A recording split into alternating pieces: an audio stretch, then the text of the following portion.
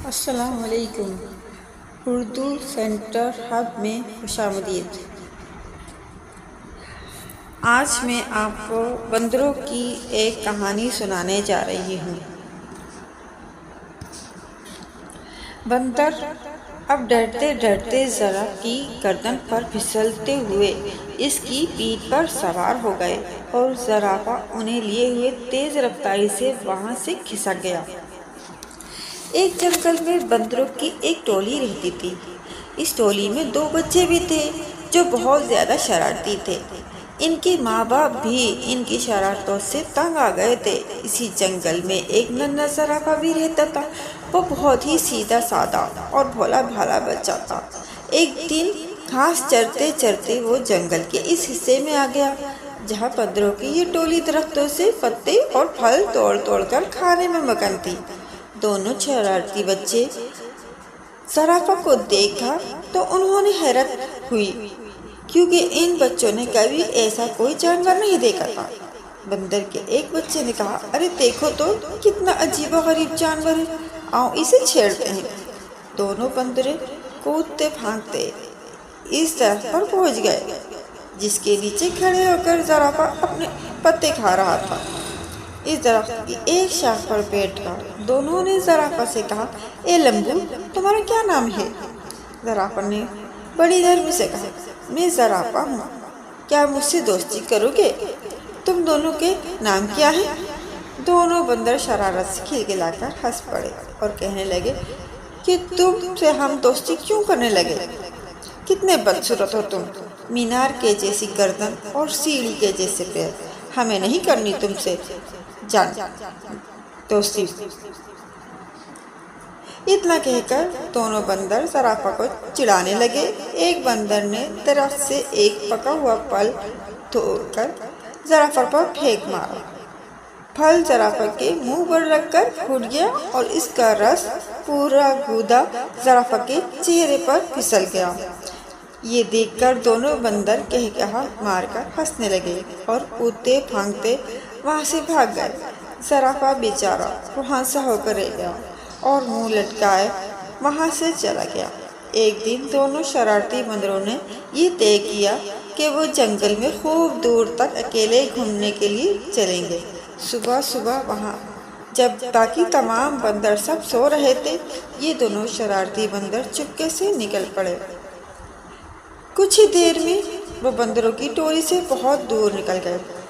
جب انہیں زوروں کی بھوک لگی تو ان دونوں نے پیڑوں کی پتیاں اور پھل کھا لیے۔ انہیں اس طرح گھومنے اور موج مستی کرنے میں بڑا مزہ آ رہا تھا۔ دوپہر ہو چلی تھی۔ وہ دونوں گرمی سے بچنے کے لیے ایک درخت کی ہری بھری شاخ پر جا کر بیٹھ گئے۔ اس درخت کے نیچے ایک شیر آرام کر رہا تھا۔ پیڑ کے آس پاس ایک بڑا ہرا بھرا میدان تھا۔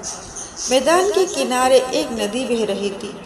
بندر اس سہانے منظر میں ایسا کھوئے کہ انہیں اس بات کا احساس ہی نہ ہوا کہ یہاں ایک شیر بھی موجود ہے۔ لیکن جب شیر اپنے چہرے پر بیٹھی ہوئی مکھیوں کو اڑانے کے لیے گھرایا تو بندروں نے شیر کو دیکھ لیا۔ شیر کو دیکھتے ہی وہ بری طرح ڈر گئے۔ کچھ ہی دیر بعد انہیں یہ محسوس ہوا کہ ہم درخت کے اوپر محفوظ ہیں۔ چونکہ ان کے اندر شرارت کوٹ کوٹ کر بھری ہوئی تھی، اس لیے یہاں بھی انہیں شرارت سوجنے لگی۔ ان دونوں شرارتی بندروں نے آنکھوں ہی آنکھوں میں اشارہ کیا اور درخت کا ایک پھل توڑ کر نیچے گرا دیا۔ پھل سیدھا شیر کی ناک پر گرا۔ شیر نے غصے سے دھاڑتے ہوئے ادھر ادھر دیکھا۔ جب اس نے اوپر کی طرف دیکھا تو اس کی نظر بندروں پر پڑی۔ بندر کھی کھی کر کے ہنس رہے تھے، لیکن وہ زیادہ دیر تک نہ ہنس سکے کیونکہ شیر آپے سے باہر ہو رہا تھا۔ اس نے گرجدار آواز میں دھاڑتے ہوئے کہا، کیا تمہیں معلوم نہیں میں اس جنگل کا راجا ہوں؟ فوراً اس درخت سے نیچے اترو، میں تم دونوں کو کھا کر اس گستاخی کی سزا دوں گا۔ بندروں کو پھر ہنسی آ گئی۔ انہیں یقین تھا کہ ہم درخت پر محفوظ ہیں۔ شیر ان کو اس طرح دوبارہ ہنستے ہوئے دیکھ کر غصے سے آگ بگولا ہو گیا۔ اور اپنے پیروں کو سمیٹ کر اسپرنگ کی طرح تیزی سے اچھلا۔ ان دونوں شرارتی بندروں نے دیکھا کہ شیر کا جبڑا کھلا ہوا ہے، اس کے تیز نوکیلے دانت ان کی طرف ہیں۔ وہ بڑی تیزی سے اچھلتے ہوئے بالکل ان کے قریب آ گیا ہے۔ دونوں بندروں کے تو ہوش ہی اڑ گئے اور ان کی ساری شرارت دھری کی دھری رہ گئی، اور وہ دونوں ڈر کے مارے ایک دوسرے سے بری طرح لپٹ گئے۔ شیر نے چھلانگ تو بہت اچھی لگائی تھی، لیکن جس شاخ پر وہ دونوں بندر بیٹھے ہوئے تھے شیر وہاں تک نہیں پہنچ سکا۔ شیر نے دوبارہ زبردست چھلانگ لگائی۔ بندروں کی حالت بڑی پتلی ہو گئی تھی، وہ ڈر کے مارے چیخنے چلانے لگے، لیکن وہاں ان کی پکار سننے والا کوئی بھی نہیں تھا۔ وہ تو اپنی ٹولی اور اپنے ماں باپ کی اجازت کے بغیر بھاگ کر آئے تھے۔ اس درخت کے آس پاس کوئی دوسرا درخت بھی نہ تھا کہ وہ چھلانگ لگا کر اس پر چلے جاتے، اور نہ ہی اس درخت پر کہ جس پر وہ دونوں بیٹھے ہوئے تھے اونچائی کی طرف کوئی مضبوط شاخ تھی جس پر جا کر وہ بیٹھ سکتے۔ یوں سمجھ لیں کہ شرارتی اور نافرمان بندر آج بری طرح پھنس گئے تھے۔ وہ اس حالت میں تھی کہ انہیں کچھ سجائی نہیں دے رہا تھا کہ یکایک ان کے کانوں میں دھیمے سے آواز آئی کہ گھبراؤ مت، میں تم دونوں کو یہاں سے نکال کر لے جاؤں گا، چپکے سے میری گردن کے سہارے میری پیٹھ پر اتر آؤ۔ وہ کیا دیکھتے ہیں کہ ان کے ٹھیک اوپر درخت کے پتوں کے درمیان سے اس زرافے کا سر نکلا ہوا تھا جس کا ان لوگوں نے کچھ دن پہلے ہی خوب مذاق اڑایا تھا۔ بندروں نے کہا، ایک دوسرے کو شرمندگی سے دیکھا، آج وہی زرافہ ہماری جان بچانے کے لیے تیار ہے۔ اس زرافے کو اس دن کی شرارت اور مذاق وغیرہ کا ذرا بھی خیال نہیں ہے۔ دونوں بندروں نے اپنی نگاہیں نیچی کر لیں۔ زرافہ نے کہا، میرے دوستو جلدی کرو، اگر شیر نے مجھے دیکھ لیا تو وہ ہم تینوں کو کھا جائے گا۔ بندر اب ڈرتے ڈرتے زرافہ کی گردن پر پھسلتے ہوئے اس کی پیٹھ پر سوار ہو گئے، اور زرافہ انہیں لیے ہوئے تیز رفتار سے وہاں سے کھسک گیا۔ شیر کو پہلے تو پتہ نہیں چل سکا کہ کیا ماجرا ہے، لیکن جب اس نے زرافہ کی پیٹھ پر سوار ہو کر دونوں بندروں کو بھاگ نکلتے ہوئے دیکھا تو اس نے دھاڑتے ہوئے ان کا پیچھا کیا۔ بندروں نے پیچھا کرتے ہوئے شیر کو دیکھا تو ان کی جان نکلنے لگی، وہ بری طرح چیختے چلانے لگے۔ شیر پوری قوت کے ساتھ بندروں کو پکڑنے کے لیے دوڑ رہا تھا اور غرائے جا رہا تھا۔ زرافہ نے بندروں کو سمجھایا کہ ڈرنے کی کوئی بات نہیں، اب تم دونوں بالکل محفوظ ہو، شیر مجھے کبھی نہیں پکڑ سکتا۔ اور مجھے سچ مچ ہوا بھی ایسا ہی کہ زرافہ نے شیر کو کافی پیچھے چھوڑ دیا، ایک محفوظ جگہ پر لا کر پہنچ گیا۔ زرافہ رک گیا اور بندر چھلانگ لگا کر اس کی پیٹھ سے نیچے اتر گئے۔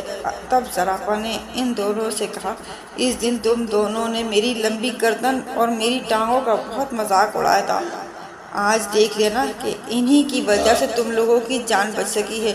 لمبی گردن کی وجہ سے میں تم دونوں کو دور سے دیکھ سکا اور درخت سے تم کو اتار سکا، لمبی ٹانگوں کی وجہ سے تیز دوڑ سکا۔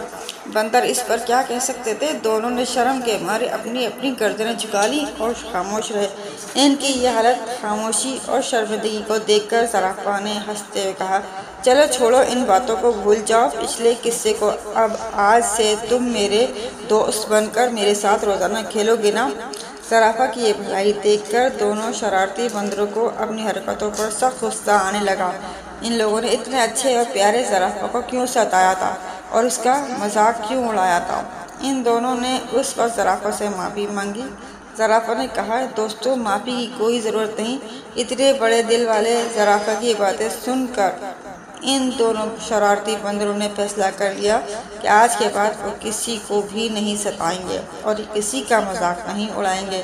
انہوں نے زرافہ سے کہا کہ ہم نے جان بوجھ کر بہت ستایا تھا، آج سے ہم کسی کو بھی نہیں ستائیں گے، نہ کسی کو برا بھلا کہیں گے، آج سے تم ہمارے سب سے اچھے دوست ہو۔ دونوں بندروں کی یہ بات سن کر زرافہ کو بڑی خوشی ہوئی اور وہ ہنسی خوشی ساتھ رہنے لگے۔